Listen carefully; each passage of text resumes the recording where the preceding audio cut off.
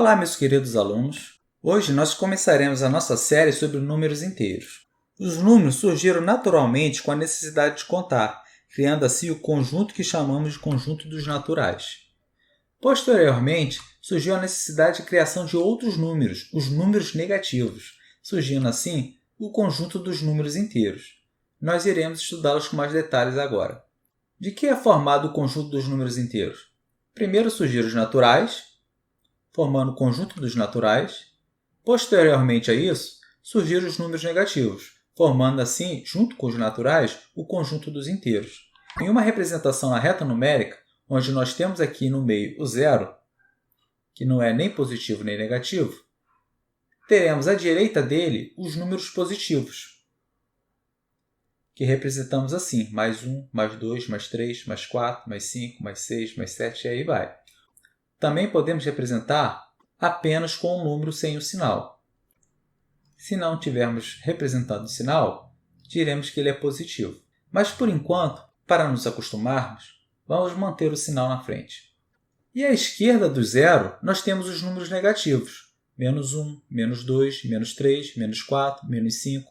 Esses aqui, para se diferenciar, obrigatoriamente temos que manter o sinal, tá ok? Numa próxima aula, nós iremos estudar a ordem de grandeza. Mas, resumidamente, o número que está mais à direita vai ser sempre maior do que o número que está à esquerda. Mas vamos ver isso com mais detalhe na próxima aula. Agora, vamos ver algumas aplicações de números inteiros no nosso dia a dia. Primeira aplicação, temperatura. Nesse exemplo aqui, podemos ver dois termômetros, o termômetro A e o termômetro B. O termômetro A está registrando uma temperatura que nós chamamos acima de zero, enquanto que o termômetro B está registrando uma temperatura abaixo de zero. Sempre quando dizemos acima de zero, nós vamos representar com sinal positivo, vai ser um número positivo.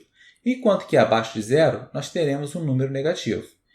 Usando os números inteiros, qual a temperatura registrada pelo termômetro A?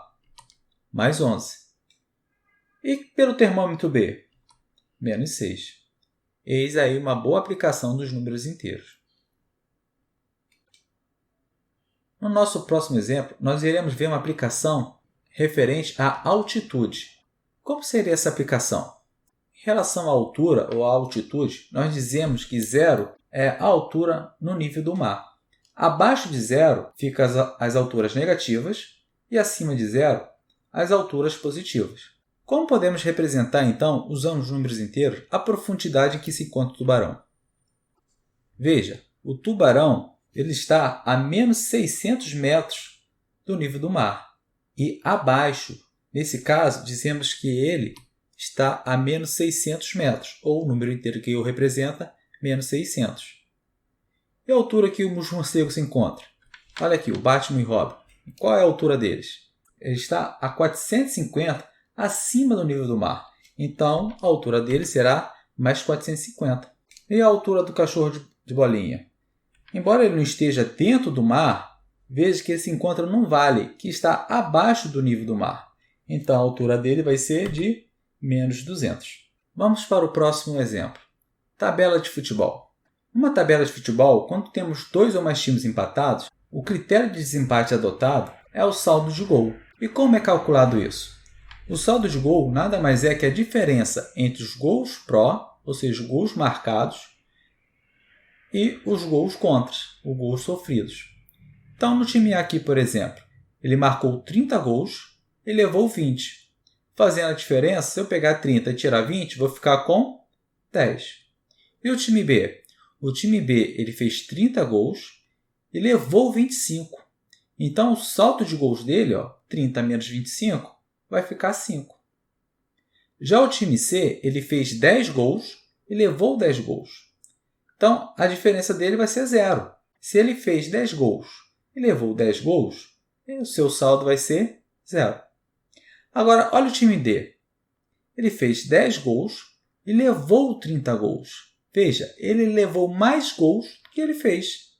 Logo, o saldo dele a gente diz que ele vai ficar negativo. Vai ficar como se estivesse devendo 20 gols. Se eu fosse representar com números inteiros, o saldo do time A será mais 10. Do time B, mais 5. O time C, Não é nem positivo nem negativo, é zero. E o time D, menos 20. Vamos ver mais um exemplo? Saldo bancário. Aqui no saldo bancário, uma pessoa tem no dia 5 R$ 100. No dia 8, alguém depositou para ele R$ 300. Então, se ele tinha 100, somou com 300, vai ficar com 400. Mas no dia 10, ele fez uma compra de R$ 150. Então, ele teve que sacar 150 de sua conta. Se ele tinha 400 e tirou 150, ele vai ficar com 250. Aí, no dia 15, ele teve que fazer uma compra de R$ 400, mas ele só tinha em sua conta 250. O que será que aconteceu?